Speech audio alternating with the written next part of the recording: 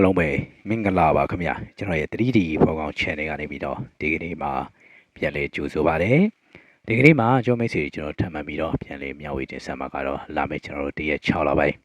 2026မှာထွက်မဲ့ 3D အတွက်ပေါ့နော်ကျွန်တော်မိတ်ဆွေအတွက်ရန်ကိုထူကြတယ်ပြီးခဲ့တဲ့ရက်ကကျွန်တော်တို့ရှစ်ခွန်မှာဝင်ခဲ့တဲ့ site ကိုပြန်လဲမျှဝေပြီးတော့ပြသပြီးတော့လာမယ့်တရက်နေ့အတွက်ကိုထပ်မံပြီးတော့အကောင်းဆုံးရထားတဲ့ကဏ္ဍကိုဒီကနေ့မှာကျွန်တော်မိတ်ဆွေတွေကိုပြန်လဲမျှဝေတင်ဆက်မှာဖြစ်တယ်။ရှစ်ခွန်မှာဘယ်ရကြသေးလဲခင်ဗျာ။ဟုတ်ကဲ့ရစီလို့ကျွန်တော်တို့ PD1 သားလေးဖြည့်ခဲ့ပါဦး။ရှစ်ခွန်ကရတယ်လို့ပဲတုံးကရတယ်လို့ပဲပေါ့နော်။ကျွန်တော်ဒီကနေ့မှာလည်းအကောင်းဆုံးဖန်တီးတော့မယ့် site ကြီးဖြစ်တဲ့အတွက်ကျောင်းဗီဒီယိုလေးကိုအစားဆုံးကြည့်ရှုစေချင်ပါတယ်။ဒီကနေ့မှာကျွန်တော်တင်ဆက်မယ်ကျွန်တော်ဒီလက်အတွက်မူလေးကိုမတင်ဆက်ပေးခင်ကျွန်တော် YouTube channel ဖြစ်တဲ့ 3D ဖော်ကောင်ကိုလည်း subscribe ဆိုတဲ့တယောက်စားတန်းနဲ့ဒီပြတဲ့ခေါင်းလောင်းလေးကိုမတရားသေးတကယ်ပေးစီချင်ပါတယ်ဟုတ်ကဲ့ကျွန်တော်တို့ကဒီမှာခဏကြာပုံလေးကိုအရင်ဆုံးသွားမယ်ခဏကကျွန်တော်တို့ပြီးခဲ့ရက်ကလို့ပဲကျွန်တော်တို့ဘယ်လိုသွားလဲဆိုရင်ကျွန်တော်တို့ကဒီ914ပေါင်းခြင်းကိုကျွန်တော်တို့ကဒီမှာ3ညကိုယူတယ်ပြီး612ပေါင်းခြင်းကကျွန်တော်တို့ကဒီမှာ9ကိုယူတယ်ပြီးရင်3ညခွန်ခွန်ပေါင်းခြင်းဒီကျွန်တော်တို့က4ကိုယူပြီးတော့38ခွန်ပေါင်းခြင်းကကျွန်တော်တို့ဒီမှာ8ကိုရတယ်ပေါ့ခင်ဗျာခဏကိုဒီလိုတည်တည်ကျွန်တော်တို့ဆွဲပြီးတော့ခွဲထုတ်ထားတယ်ပြီးရင်ဘေးရွယ်နှလုံး9တစ်ပေါင်းခြင်းက6ဒီလေးပေါင်းခြင်းက9လေးပေါင်းခြင်းဒီ9ကိုကျွန်တော်တို့ရရှိတယ်ဒီမှာလည်း6တစ်ပေါင်းခြင်းကတော့ခွန်1နှစ်ပေါင်းခြင်းဒီ3 6နှစ်ပေါင်းခြင်းကတော့ကျွန်တော်တို့ဒီမှာ8ဆိုပြီးတော့ကျွန်တော်တို့ရရှိထားတာဖြစ်တယ်နော်ဟုတ်ကဲ့ပြီးရင်နောက်တစ်ဆိုင်3ညခွန်ခွန်ပေါင်းခြင်းကခွန်ပေါင်းခြင်းက4 3ညခွန်ပေါင်းခြင်းကခွန်ဆိုပြီးတော့ကဏ္ဍကျွန်တော်တို့ဒီလိုအစိုးလိုက်လေးခွဲထုတ်ပြီးတော့ကျွန်တော်တို့38ခွန်ကိုထုတ်ခဲ့တယ်ဒီမှာလည်းကျွန်တော်တို့ထိုးတီးတူပဲ38ပေါင်းခြင်းဒီ1 8ခွန်ပေါင်းခြင်းဒီ9 3ခွန်ပေါင်းခြင်းဒီ3ညကိုကျွန်တော်တို့ရရှိတယ်ဖြစ်တယ်ပေါ့နော်ဟုတ်ကဲ့ဥဆိုကဏ္ဍเนี่ยဒီလိုပုံစံရပြီပြီးရင်နောက်ထပ်အနေနဲ့ကျွန်တော်မိတ်ဆွေတွေကိုဆက်ပြီးတွားအောင်မယ်နော်ကျွန်တော်အဲ့ဒါတော့ကျွန်တော်ဒီမှာ9ပြီးရင်ကျွန်တော်တို့စီနီယံပုံစံနဲ့တွားထားတယ်6ပြီးရင်ခွန်1ပြီးရင်2ပြီးရင်3 4ပြီးရင်ကျွန်တော်တို့က9ပြီးရင်6ဆိုပြီးခဏလေးကိုကျွန်တော်ဒီလိုဒီဆက်ခွဲထုတ်ထားတယ်ဒီမှာလေးထုံနေတူပဲ6ပြီးရင်ကျွန်တော်တို့ကခွန်ပြီးရင်8ပြီးရင်เนาะကျွန်တော်တို့ကဒီမှာ1ပြီးရင်2ပြီးရင်3ပြီးဒီမှာလေးထုံနေတူပဲ2ပြီးရင်ကျွန်တော်တို့က3ပြီးရင်4ကိုသွားတယ်ပြီးရင်နောက်တစ်ခုကျွန်တော်တို့ကဒီမှာ3ညခွန်မှာလဲ3ညပြီးရင်1ပြီးရင်2ကိုရတယ်ခွန်ပြီးရင်ကျွန်တော်တို့က8ပြီးရင်9ကိုရတယ်ခွန်ပြီးရင်ထုံနေတူပဲ8ပဲ8ပြီးရင်9ကိုကျွန်တော်တို့ကခဏဒီလိုဒီဆွဲထုတ်ထားတယ်ပြီးရင်နောက်တစ် site ဒါဒီလာမဲ့ဒါကျွန်တော်တို့ဒီ6လ2026အတွက်ဖြစ်တယ်ဒါဒီကျွန်တော်တို့3ပြီးရင်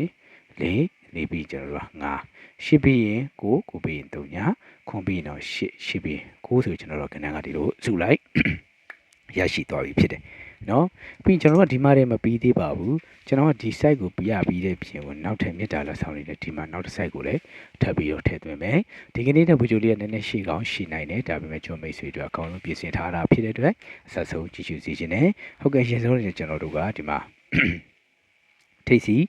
ီကြပုံတွေကိုကျွန်တော်တို့အရင်ဆုံးပြသသွားမှာဖြစ်တယ်ဟုတ်ကဲ့ကျွန်တော်တို့အရင်ဆုံးနေနဲ့ထိတ်စီဆိုင်လေးကိုကျွန်တော်တို့ဆက်သွားမယ်ထိတ်စီကကျွန်တော်တို့ဘယ်ကနေဆက်တင်ယူလိုက်တယ်လဲဆိုရင်ကျွန်တော်တို့ကဒီမှာရှိတဲ့ကျွန်တော်က3ညရဲ့9ရဲ့ကိုပေါင်းတယ်3ည9ပေါင်းခြင်း3ည9ပေါင်းခြင်းရပါရလေ9ကိုရတယ်အဲ့ဒီ9ကိုကျွန်တော်တို့နှစ်ခတ်ချိန်ပါရ9ရဲ့နှစ်ခတ်ဒီ6ကိုပေးတယ်အဲ့ဒီ6ဒီဘာပြရမလဲထွက်မယ်ဒီမှာထိတ်စီဆိုတော့အခုဒီမှာထုတ်လိုက်တဲ့ site ကဒါကျွန်တော်တို့ဒီ6နှစ်မှာထွက်ခဲ့တဲ့ site ကိုထုတ်မှာဒါ site ဒီကျွန်တော်တို့က3ညခွန်ရတဲ့ပင်ကိုထုတ်မှာဒီ site ကပြီးခဲ့ရက်ကထွက်ထားတယ်ကျွန်တော်တို့က3 8ခွန်ကိုထုတ်ပြီးဒါတော့လာမယ်ကျွန်တော်ဒီရဲ့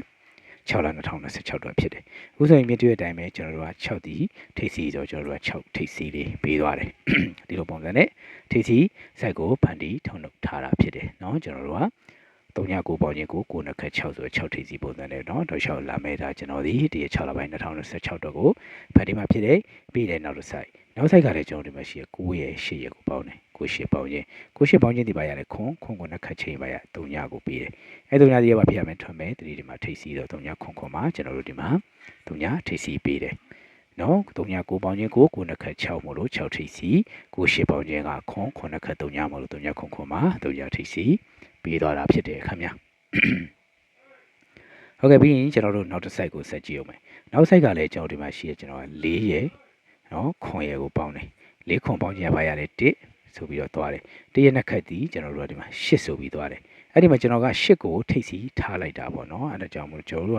ကတွတ်ပုံစံဖြစ်သွားတယ်ဒီမှာ8ဝင်သွားတယ်ပေါ့နော်အဲ့ဒီပုံစံလေးကျွန်တော်မိတ်ဆွေတွေကိုဖန်ဆားခဲ့တယ်ကျွန်တော်ဒီ site လေးကိုကြာကဥစ္စာပထမလေးထပ်ပြသခဲ့တာဖြစ်တယ်ဒီ site ကကျွန်တော်တို့ကထိပ်စီအလဲထိုင်နောက်ဘက်ကိုတက်ပြအောင်ပြသသွားမယ် site ဖြစ်တယ်နော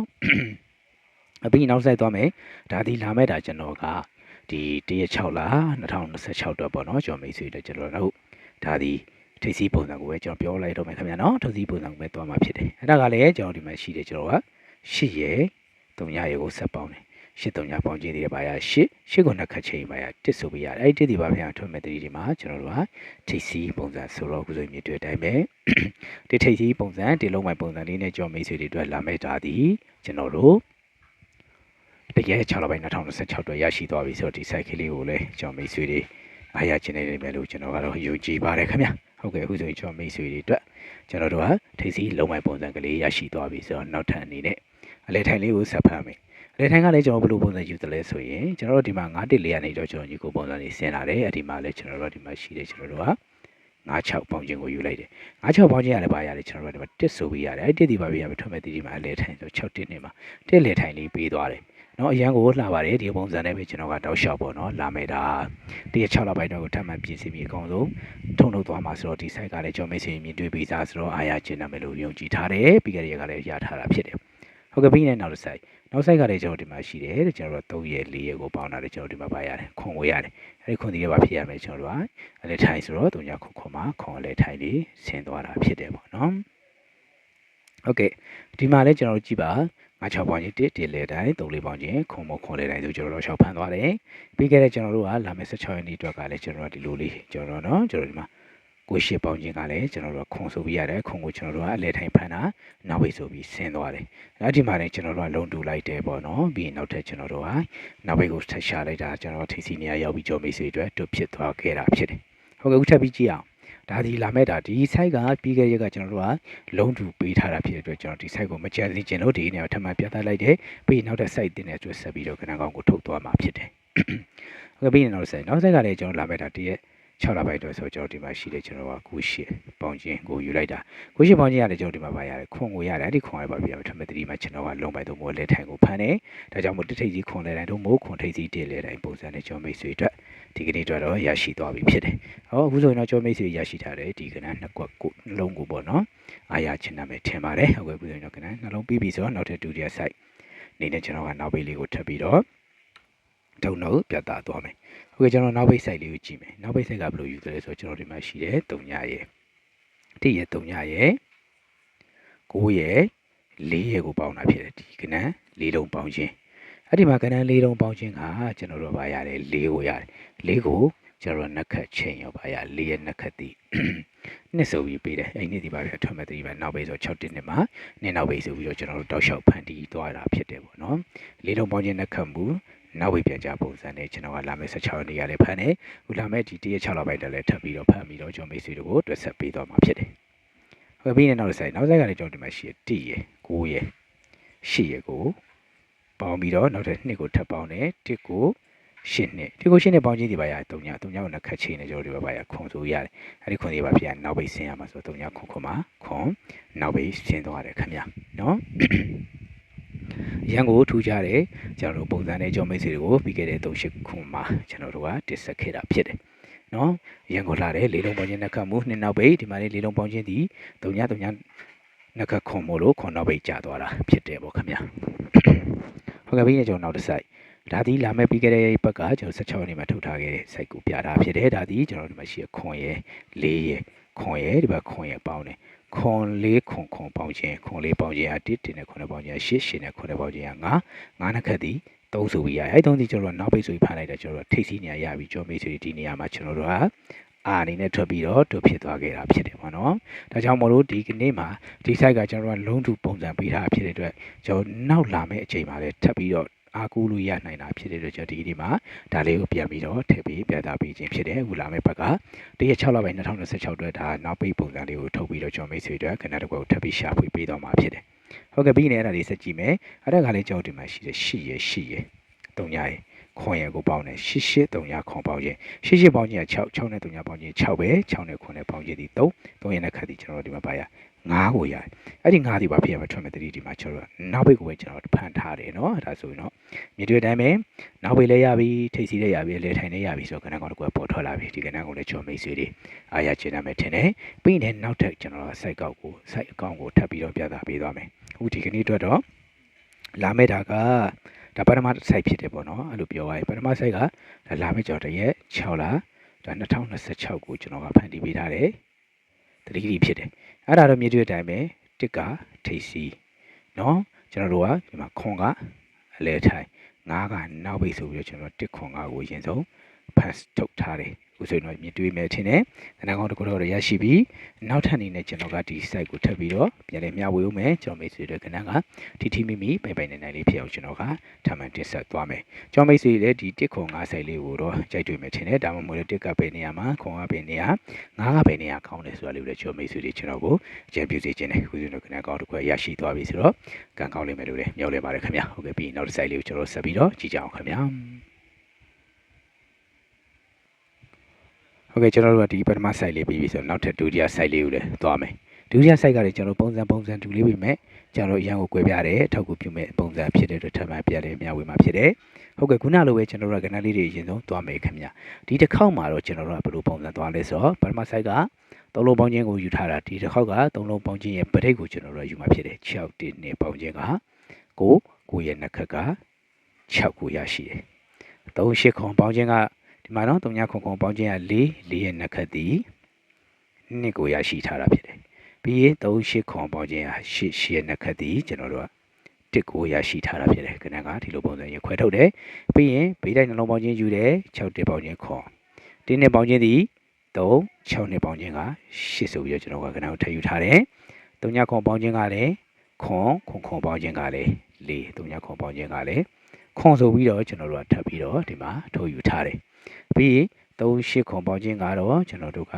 8နဲ့ကတည်ယူပြီးတော့ဘေးတိုင်းပေါင်းခြင်း3 8က1 8ခွန်ပေါင်းခြင်းက9 3ခွန်ပေါင်းခြင်းကတော့3ညဆိုပြီးခဏဒီလိုတည်ထွက်လာပြီပြီးရင်ထိုနည်းတူပဲရှေ့ရပြသလိုပဲကျွန်တော်6ရဲ့စီနီယံတွေကိုယူမယ်6ပြီးရင်ခွန်ပြီးရင်8တိပြီးရင်2ပြီးရင်3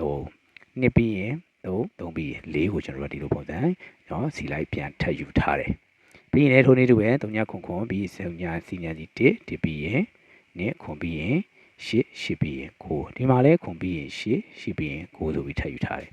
ပြီးရင်3 8ခွန်ရဲ့စီနီယံကိုထပ်ယူမယ်3ပြီးရင်4ပြီးရင်5 8ပြီးရင်9ပြီးရင်3ညပြီးရင်ခွန်ပြီးရင်တော့ကျွန်တော်တို့ကဒီမှာ8ပြီးရင်9ဆိုပြီးခဏကဒီလိုစီနီယံပုံစံလေးထပ်ရသွားပြီ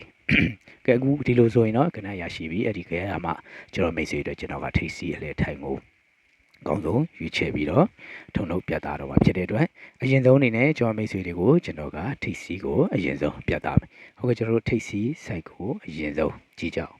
်ထိတ်စီ site ကကျွန်တော်တို့ကဘယ်ကနေပြီးတော့စတင်သွားမလဲဆိုတာလေးတစ်ချက်ကြည့်မယ်ခင်ဗျာဟုတ်ကဲ့ကျွန်တော်တို့ကဒီ site ကနော်ကျွန်တော်တို့ကဒီ6နှစ်ကနေပြီးတော့ထွက်တဲ့ site ကကျွန်တော်တို့ကနော်3ညခွန်ကြားတဲ့ site ကိုပြမှာ3ညခွန် site ရတော့ပြီးခဲ့ရက်ကထွက်ထားတယ်ကျွန်တော်တို့က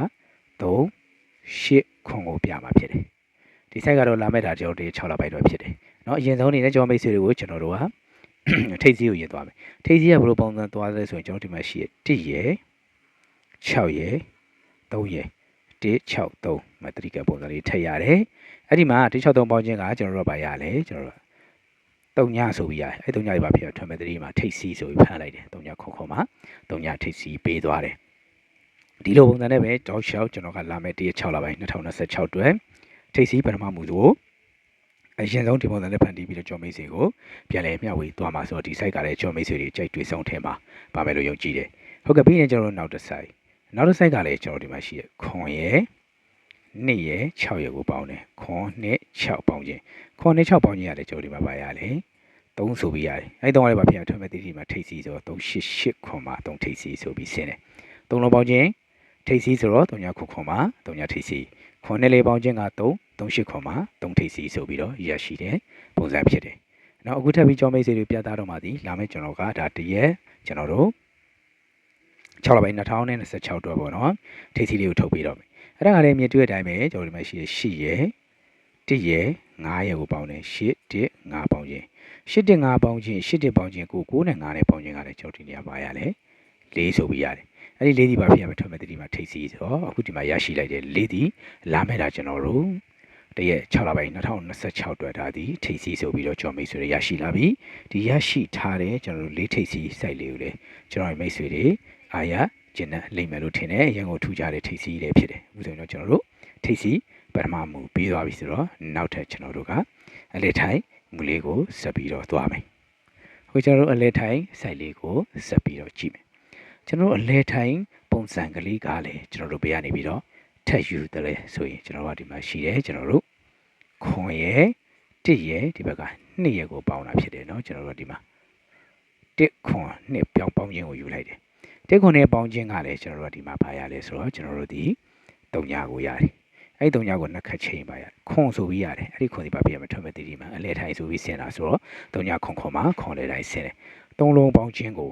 ကျွန်တော်ကနက်ခတ်မူရမှာဆို1ခွန်နဲ့ပေါင်းခြင်း3ညနက်ခတ်ခွန်3ညခွန်မှာခွန်အလဲထိုင်ဆိုပြီးပေးသွားပြီဒီလိုပုံစံနဲ့ပဲထပ်မှန်ပြီးတော့ထူးခြားတဲ့အလဲထိုင် site ကိုလာမယ့်ကျွန်တော်ကတရက်6လပိုင်း2026အတွက်ကိုထပ်မှန်စူးစမ်းပြီးကြောမိတ်ဆွေတွေကိုအကောင်းဆုံးပြန်လည်မျှဝေပြီးတော့တွဲဆက်ပြီးတော့စူးစမ်းတင်ဆက်ပေးလိုက်တယ်အကြိုက်တွေ့မယ် site ထဲမှာပါလိမ့်မယ်လို့ကျွန်တော်ယုံကြည်ပါတယ်ဟုတ်ကဲ့ပြီးရင်ကျွန်တော်နောက်တစ် site ကိုဆက်ပြီးတော့သွားမယ်နောက်တစ် site ကလည်းကျွန်တော်ဘေးကထက်ယူတယ်ဆိုတော့ကျွန်တော်ဒီမှာရှိတဲ့ကျွန်တော်ကခွန်ရဲ့ကိုပေါင်းတယ်ခွန်3လုံးပေါင်းခြင်းခွန်3လုံးပေါင်းခြင်းကကျွန်တော်ဒီမှာပါရလဲခွန်3လုံးပေါင်းခြင်းက1ကိုပေးတယ်အဲ့ဒီ1ကိုနှစ်ခတ်ချင်းပါရတယ်8ဆိုပြီးရရှိတယ်အဲ့ဒီ8ဒီပါဖြစ်ရမယ်ထွက်မဲ့3ဒီမှာအလဲထိုင်ဆိုပြီးဆင်ရမှာဆိုတော့3 8ခွန်မှာ8လဲထိုင်ကြပြီ1ခွန်နဲ့ပေါင်းခြင်း3ညနှစ်ခတ်ခွန်မလို့3ညခွန်မှာခေါ်လဲထိုင်ပေးသလိုပဲခွန်3လုံးပေါင်းခြင်းက1နှစ်ခတ်8မလို့3 8ခွန်မှာကျွန်တော်တို့ဟာ8အလဲထိုင်ဆိုပြီးတော့ရရှိခဲ့တာဖြစ်တယ်ခုထပ်ပြီးကြောမိတ်ဆွေအတွက်ဖန်တီးပေးပါသည်လာမယ့်ဒါတရက်6လပိုင်း2026အတွက်ကျွန်တော်ကအလဲထိုင်လေးကိုဖန်တီးပေးတော့မယ်အဲ့ဒါကလည်းကျွန်တော်ဒီမှာရှိတဲ့8ရယ်1ရယ်ခွန်ရယ်8 1ခွန်ပေါင်းခြင်း8 1ခွန်ပေါင်းခြင်း8 1ပေါင်းခြင်းက9နဲ့ခွန်နဲ့ပေါင်းခြင်းဒီပါရတယ်6ကိုရတယ်အဲ့6ကိုနှစ်ခတ်ချိန်ပါရတယ်9ကိုရတယ်အဲ့ဒီ9ဒီပါဖြစ်ရမယ်ထွက်မဲ့ဒီမှာအလဲထိုင်ဆိုတော့ဒီမှာရရှိလိုက်တဲ့9ကတော့လာမယ့်ဒါကျွန်တော်တို့တရက်6လပိုင်း2026အတွက်အလဲထိုင်ဖြစ်ပြီခုဆိုရင်တော့4ကထိပ်စီ9အလဲထိုင်နဲ့ပါဝါပုံစံနဲ့ကျွန်တော်တို့ကဏ္ဍတစ်တွဲရရှိလာပြီဖြစ်တယ်တကယ်လို့ကြောင်းပိတ်ဆွေးချင်မှာအကောင်းဆုံးကဏ္ဍတွေရှိရဆိုရင်ကျွန်တော်ဒီမှာပေးထားတဲ့ power တွဲလေးနဲ့တွဲဆက်စီခြင်းနဲ့အရန်ကိုအားကောင်းတဲ့လာမယ့်တရက်6လအတွက် power တွဲဖြစ်တယ်เนาะဒါကြောင့်မလို့ထူးခြားခြားလေးနဲ့အကောင်းဆုံးဖန်တီးပေးထားဖြစ်တော့ဒီကနေ့မှတင်ဆက်ပေးတဲ့ဒီအတွဲဆိုင်လေးကိုလည်းအားရကျင့်တယ်လိမ့်မယ်လို့ကျွန်တော်ယုံကြည်ပါတယ်ခင်ဗျာ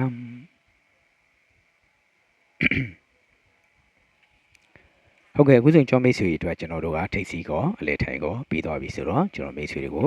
နောက်ဘိတ်လေးကိုဆက်သွားမယ်နောက်ဘိတ်ကလေးကတော့ဒီဘက်မှာပြထားတဲ့ site ကနေပြီးနောက်ဘိတ်ကိုထုံထုတ်ပြီးတော့လုံးဝကိုလှည့်စရာမလိုတဲ့ခဏကိုတင်ဆက်ပြသမှာဖြစ်တယ်ဟုတ်ကဲ့ကျွန်တော်တို့เนาะအရင်ဆုံးအနေနဲ့ကျွန်တော်မိတ်ဆွေတွေအတွက်ကျွန်တော်ကအရင်ကိုထူးခြားတဲ့ဆိုတဲ့เนาะနောက်ဘိတ်လေးကိုကျွန်တော်မိတ်ဆွေကိုကျွန်တော်ထုတ်ပေးတော့မယ်ဟုတ်ကဲ့ကျွန်တော်နောက်ဘိတ်ကလေးကိုကြည့်မယ်နောက်ဘိတ်ကလေးရတယ်ဖေထပ်ယူတယ်ဆိုရင်ကျွန်တော်ဒီမှာရှိတဲ့ခွန်ရဲ့3ရဲ့နှလုံးပေါင်းခြင်းကိုယူတယ်ခွန်3ပေါင်းခြင်းဒီပါရတယ်3ညကိုနှစ်ခတ်ချင်းပါရတယ်ခွန်ဆိုပြီးရတယ်အဲ့ဒီခွန်ဒီပါဖြစ်ရမယ်ထွက်မဲ့3မှာနောက်ဘိတ်ဆို3ညခွန်မှာခွန်နောက်ဘိတ်ပေးတယ်နှလုံးပေါင်းခြင်းကိုနှစ်ခတ်မှုယူရှင်းလေးနဲ့နောက်ဘိတ်ကိုပေးသွားတယ်ဒီလိုပုံစံနဲ့ပဲတောက်လျှောက်ကျွန်တော်ကဖန်တီးပြီးတော့လာမယ့်ကျွန်တော်ဒီတရက်6လပိုင်း2026အတွက်ကျွန်တော်ကเนาะဒီနောက်ဘိတ်ကိုဖန်တီးပြီးကျွန်တော်မိတ်ဆွေတောက်လျှောက်အားဖြည့်ပြီးတော့ဖန်တီးပေးသွားမှာဖြစ်တယ်နော်အရန်ကိုအားကောင်းစေခဲ့တဲ့ခဏလေးဖြစ်တယ်နော်ကြိုင်နေတတ်မယ်လို့လည်းထင်တယ်ပြီးရင်နောက်တစ်ဆိုင်ကလည်းထုံနီတူပဲကျွန်တော်တို့ဒီမှာရှိတယ်1ရယ်9ရယ်ကိုပေါင်းတယ်1 9ပေါင်းခြင်း1 9ပေါင်းခြင်းကလည်းကျွန်တော်တို့ဒီနေရာမှာပါရလဲကျွန်တော်တို့ဒီ3ညဆိုပြီးတော့ရတယ်3ညကိုနှစ်ခတ်ချိန်လဲပါရတယ်ခွန်ကိုပေးတယ်အဲ့ဒီခွန်ဒီပါဖြစ်ရမယ်ထွက်မဲ့3ဒီမှာကျွန်တော်တို့ကနောက်ဘိတ်ဆိုပြီးတော့ဆင်ရမှာဆိုတော့3 8ခွန်ပါလဲခွန်နောက်ဘိတ်ဆင်သွားခဲ့တယ်ဒီမှာလည်းကျွန်တော်တို့ကခွန်3ပေါင်းခြင်း3ညနှစ်ခတ်ခွန်မလို့3ညခွန်မှာခွန်နောက်ဘိတ်ကိုကျွန်တော်တို့ပေးပြီးနောက်တစ်ခုကျုပ်ဒီမှာလည်း1 9ပေါင်းခြင်းကကျွန်တော်တို့ကเนาะဒီ3ညနှစ်ခတ်ခွန်မလို့ကျွန်တော်3 8ခွန်မှာလည်းကျွန်တော်တို့ဒီခွန်နောက်ဘိတ်ရရှိသွားပြီဖြစ်တယ် ဦးထပ်မှပြီးတော့ကျွန်တော်မိတ်ဆွေတွေကိုအကောင်းဆုံးတင်ဆက်ပေးသွားပါသည်လာမဲ့ဒါကျွန်တော်တို့ဒီရက်6လပိုင်း2026မှာထွက်မယ်ဒူးရီအတွက်เนาะကျွန်တော်ကနောက်ဘေးကိုထပ်မှပြသတော့မယ်အဲ့ဒါကလည်းမြင်တွေ့တဲ့အတိုင်းပဲကျွန်တော်ဒီမှာရှိတဲ့ကျွန်တော်က4ရယ်3ညရယ်ကိုပေါင်းတယ်4 3ညပေါင်းခြင်းဟုတ်နော်4 3ညပေါင်းခြင်းကကျွန်တော်ဒီမှာပါရလဲကျွန်တော်တို့ဒီ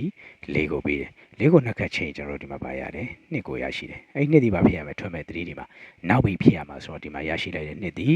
လာမဲ့တာကျွန်တော်တို့တရက်6လပိုင်း2026မှာထွက်မဲ့3ဒီအတွက်နောက်ပြီးဖြစ်သွားပြီအခုဆိုရင်တော့မြင်တွေ့တဲ့အတိုင်းပဲအရန်ကိုထူကြတယ်ကျွန်တော်တို့ကဒီနောက်ပြီးကိုတော့ကျွန်တော်မိတ်ဆွေတွေရရှိထားပြီဖြစ်တယ်အကောင်းဆုံးကိုလည်းကျွန်တော်တို့ရှာဖွေပေးတာဆိုတော့ချိန်နေတတ်မယ်ထင်တယ်။နောက်ရက်တော့လည်းချိန်ကပ်လို့ရှိရင်နှစ်ချုံနဲ့အပီပေါက် site ကိုတင်ဆက်ပေးအောင်မယ်။အဲ့ဒီဗီဒီယိုလေးကိုလည်းကျွန်တော်မိတ်ဆွေတွေစောင့်မျှော်ကြည့်ရှုခြင်းနဲ့အချိန်နဲ့ပြည့်ကြည့်ရှုခြင်းနဲ့ဆိုရင်လည်းကျွန်တော်ဗီဒီယိုဖိုင်လေးအောက်ကနေအောင် subscribe ဆိုတဲ့စာရနဲ့ဒီပိနာခေါင်းလောင်းလေးကိုတီထားရုံဖြစ်ကျွန်တော်တင်တင်များဗီဒီယိုတွေကိုကျွန်တော်မိတ်ဆွေတွေချိန်နဲ့ပြည့်ထပ်မံကြည့်ရှုနိုင်မှာဖြစ်တယ်။နောက်တစ်ခုကျွန်တော်ထူးခြားတာတစ်ခုပြမယ်အဲ့ဒါဒီမှာလည်းနှလုံးပေါင်းခြင်းခွန်နောက်ပိဒီမှာလည်းနှလုံးပေါင်းခြင်းခွန်နောက်ပိဒီမှာလည်းနှလုံးပေါင်းခြင်းခွန်ဖြစ်တဲ့အတွက်ကျွန်တော်တို့ခွန်တစ်လုံးကလည်းလာအောင်မလားဆိုတာကိုစောင့်ကြည့်နေရမှာဖြစ်တယ်။နော်ကဲလို့ကျွန်တော်ဒီမှာပေးတဲ့ကဏ္ဍနဲ့ခွန်ကြိုက်တယ်ဆိုရင်တော့ခွန်နောက်ပိကိုတွဲစေခြင်းနဲ့ကျွန်တော်တို့ဒီမှာထည့်မပေးတော့ဘူး။ဒီကနေ့မှာတင်ဆက်ပေးထားသည်လာမယ့်ဒါကျွန်တော်တို့တရက်6လ2026မှာထွက်မယ်။တတိကြီးကိုကျွန်တော်မိတ်ဆွေတွေအကောင်းဆုံးဖန်တီးပေးလိုက်တယ်ဗီဒီယိုလေးရတယ်နည်းနည်းရှည်သွားအတွက်လည်းတောင်းပန်တယ်ဒါပေမဲ့လုံးဝဒီပုံစံလေးကိုတင်ဆက်မှရတာဖြစ်တဲ့ဒီကနေ့မှာတင်ဆက်ပေးလိုက်ခြင်းဖြစ်တယ်မြင်တွေ့တဲ့အတိုင်းပဲပထမကဏ္ဍတစ်ခွက်ကတော့မြင်တွေ့တဲ့အတိုင်းပဲထိပ်စီးသည်လေးကိုရရှိတယ်နော်ကျွန်တော်တို့အလဲထိုင်သည်ကိုရရှိပြီးတော့နောက်ဘက်ကနှိဆိုပြီးတော့၄ကိုနဲ့တစ်ခွက်ထဲကိုရရှိထားတယ်ပြီးရင်ကျွန်တော်ဒီမှာပထမဆိုင်မှာလေကျွန်တော်တို့ကဒီမှာတစ်ခွန်5ကိုပေးထားတာဖြစ်တယ်နော်မြင်တွေ့တဲ့ဒီဆိုင်ကအတန်းကြောင့်မလို့ဒီကနေ့အတွက်တော့ကျွန်တော်တို့ကဏ္ဍကတစ်ထိပ်စီကျွန်တော်တို့ကခွန်နောက်ပိခွန်တလေတိုင်း9နောက်ပိဆိုပြီးတော့နောက်တဲ့တစ်ခွန်5လေးတွေမြတ်တာလက်ဆောင်ထည့်ပေးထားတယ်နောက်ပြီးတစ်ခုဒီမှာလည်းကျွန်တော်တို့ကခွန်ဒီမှာလည်းခွန်ဆိုခွန်တစ်လုံးကလည်းရန်ကိုအားကောင်းနေတယ်ဒါကြောင့်မလို့ကြော်မီဆွေတွေညံလောတုံးပြီးတော့နော်ကန်ထူလေးမယ်လို့ထင်တယ်၄ကိုခွန်ဆိုတဲ့ကဏ္ဍလေးရတယ်လှတယ်လို့၄ကို2လေးရတယ်လှတယ်ဒါကြောင့်မို့လို့ကျွန်တော်ကဒီမှာပတ်စံနဲ့ပဲပြောလိုက်တယ်ကဏ္ဍကိုထည့်မပေးတော့ဘူးအားလုံးပဲညံကိုလွှတ်သုံးနိုင်မယ်လို့ထင်ပါတယ်ကျွန်တော်ဗီဒီယိုလေးဝင်ရောက်ကြည့်ရှုမိတ်ဆွေအားလုံးလည်းဒီကဏ္ဍလေးနဲ့ပေါ့ပါစီကြောင့်ဆုမကောင်းတောင်းပေးတယ်ဇဝေဆိုတာဖြစ်နေတဲ့နောက်တင်မဲ့ဗီဒီယိုလေးမှာပဲကဏ္ဍအကောင်းဆုံးဆိုတော့ရွေးချယ်ပြီးတော့ပြောပေးသွားမယ်ဗီဒီယိုလေးလည်းစောင့်မျှော်ကြည့်ရှုခြင်းနဲ့ပဲနော်ကျွန်တော်ဗီဒီယိုလေးဒီလောက်နဲ့ပဲဆုံးသက်ချင်ပါတယ်ကျွန်တော်ဗီဒီယိုလေးကိုလည်း share ပေးနိုင်ပါသေး like ပေးနိုင်ကြပါစေ subscribe မလုပ်ရင်လည်းလုပ်နိုင်ကြပါစေလို့ဆုတောင်းရင်းနဲ့ပဲကျွန်တော်ဗီဒီယိုလေးကိုကျွန်တော်ဒီလောက်နဲ့ပဲဆုံးသက်ရနာပါတယ်အားလုံးကိုထူပဲကျေးဇူးတင်ပါတယ်ခင်ဗျာ